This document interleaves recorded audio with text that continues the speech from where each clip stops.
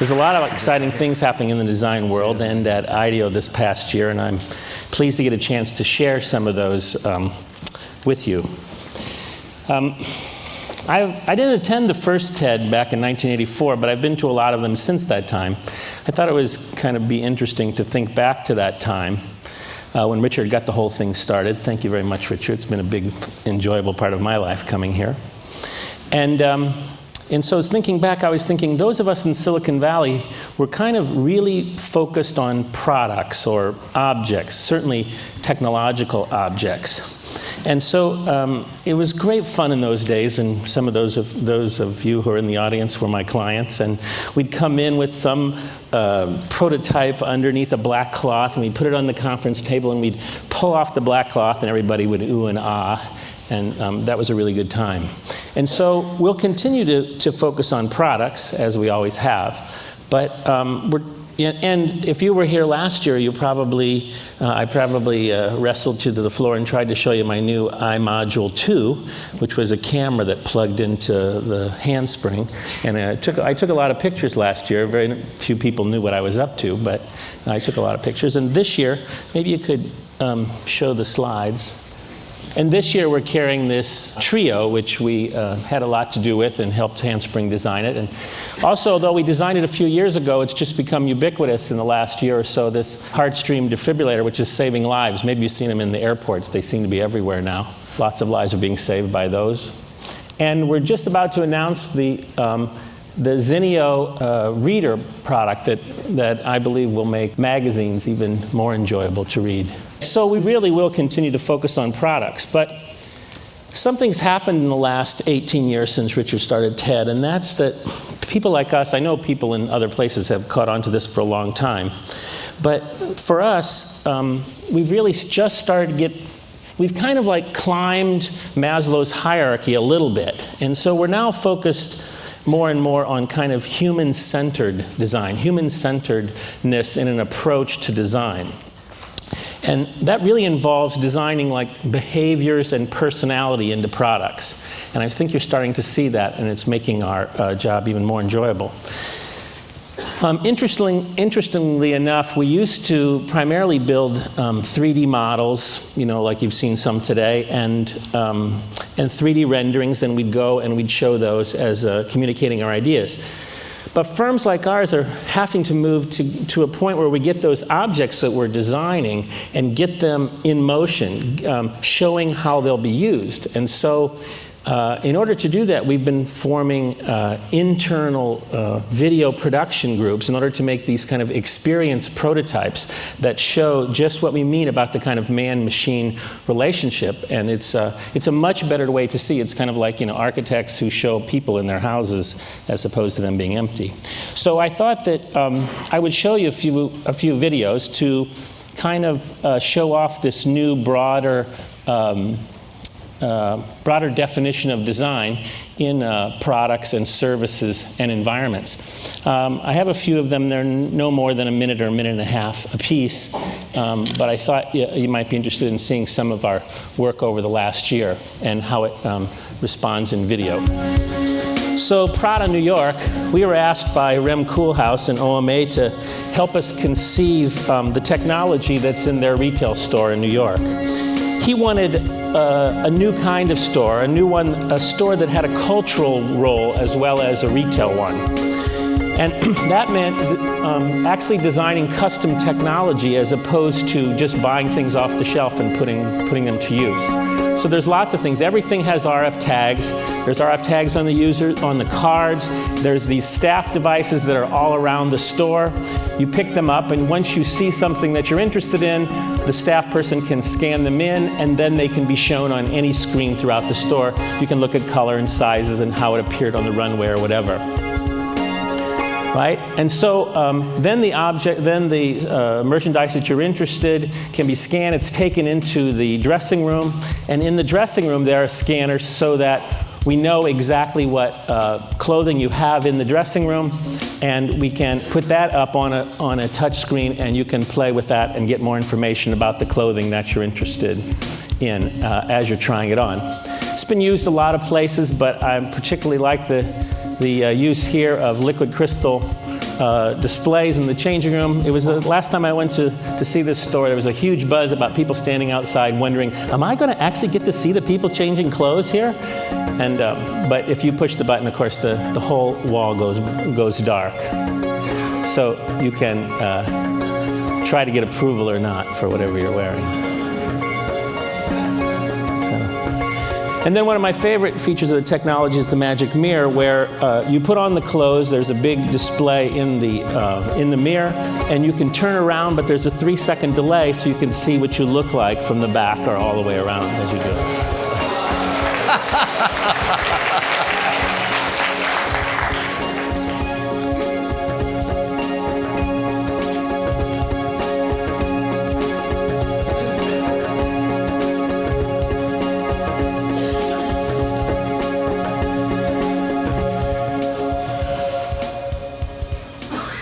About a year and a half ago, we were asked to design an installation in the museum. This is a new wing of the Science Museum in London, and it's primarily about digital and biomedical issues.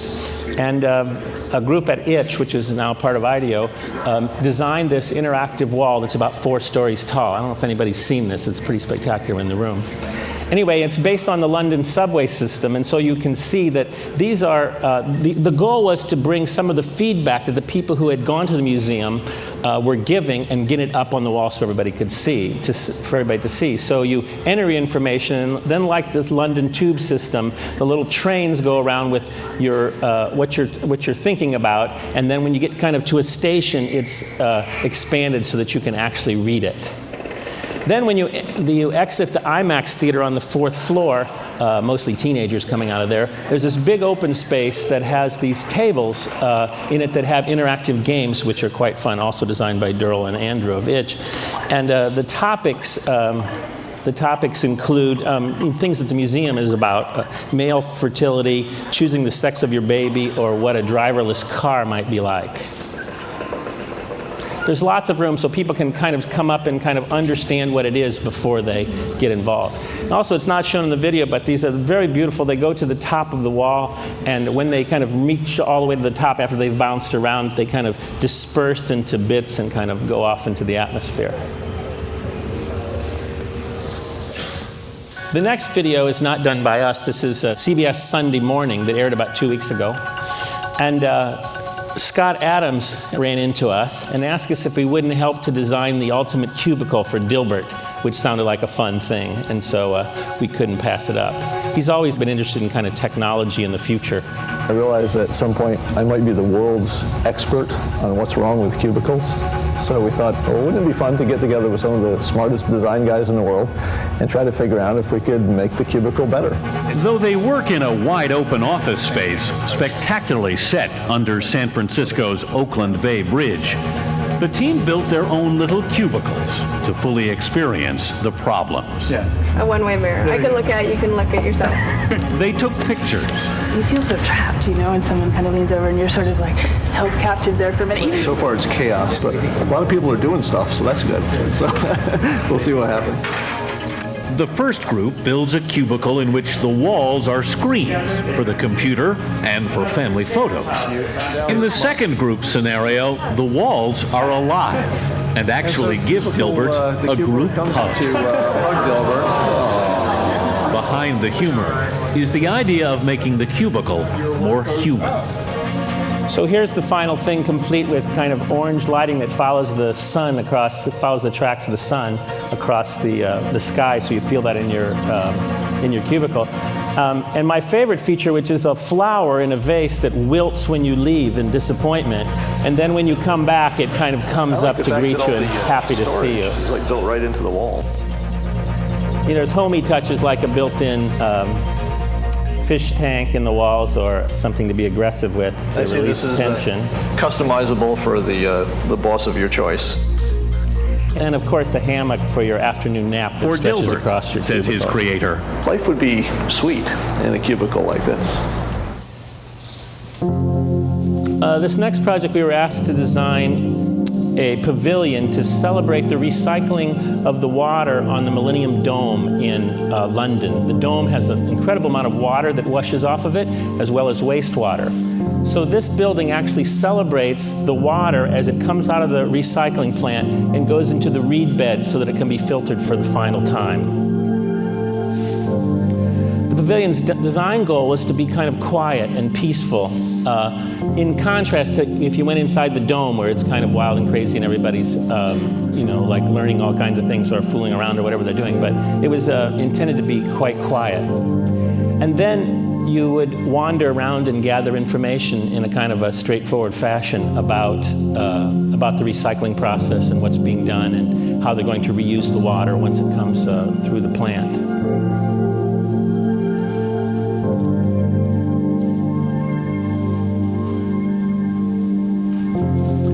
And then if you saw, I just said, the panels actually rotate so you can get information on the front side, but as they rotate, you can see the actual recycling plant behind with all the machines as they actually process the water.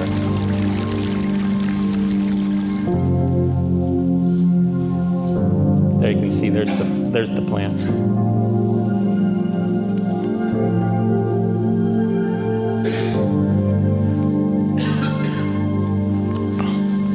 These are all very low-budget videos, like quick prototypes. So we're announcing a new product here tonight, which is the first time this has ever been shown in public. It's called SpyFish, and it's a company called H2I, started by Nigel Jagger in London.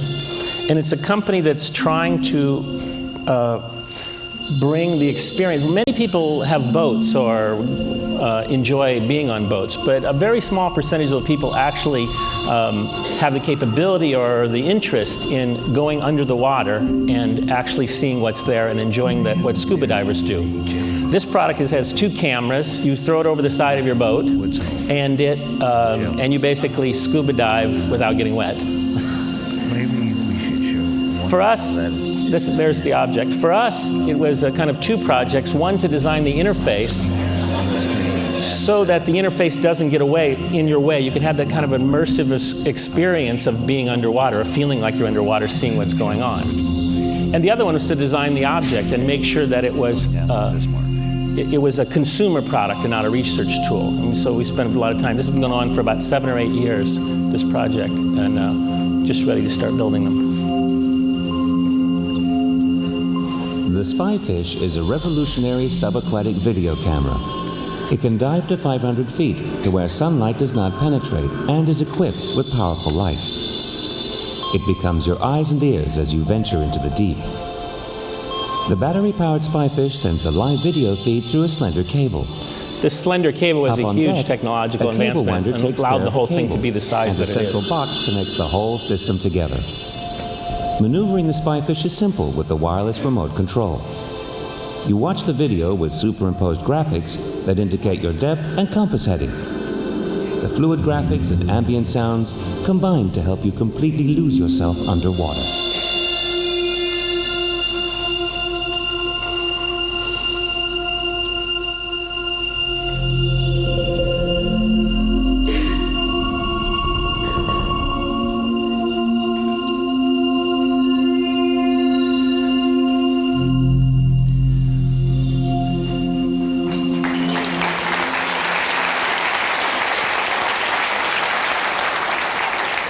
And the last thing I'll talk about is Apritech, which is a project I'm very excited about.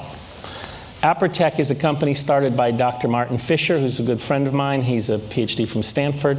He found himself in Kenya on a Fulbright, and he had a very interesting insight, which is that he said, there must be entrepreneurs in Kenya. There must be entrepreneurs everywhere. And he noticed that for weddings and funerals, they could find enough money to put something together. And so he decided to start manufacturing products in Kenya with Kenyan manufacturers, designed by people like us, but taken there. And to this date, he's been going for only a few years, he started 19,000 companies. He's made 30,000 new jobs, and just the products, the sales of the products, this is a nonprofit, that the sales of this products is now 0.6% of the GDP of Kenya. This is one guy doing this. This is a pretty spectacular thing. So we're in the process of helping them design deep well, low-cost manual pumps in order for these people who have like a quarter acre of land to be able to grow crops in the off-season. What they do now is they can grow crops in the rainy season, but they can't grow them in the off-season. And so by doing that, the woman that you saw in the first thing now is she's a school teacher, always wanted to send her kids to college, and she's going to be able to do it because of these things. So with seed squeezers and pumps and hay balers and kind of very straightforward things that we're designing, my students are doing this as class projects, and IDEO's donated their time to do this kind of work. And so it's really amazing to see his success, Martin's. So we also were thinking about the experience of Richard. And so we designed this hat because I knew I'd be the last one in the day. And I needed to deal with him. So I just have one more thing to say. Can you read it? Well, it's always kind of funny when he comes up and hovers, you know, you don't want to be rude to him and you don't want to feel guilty, and so I thought just this would do it, where I just sit here and...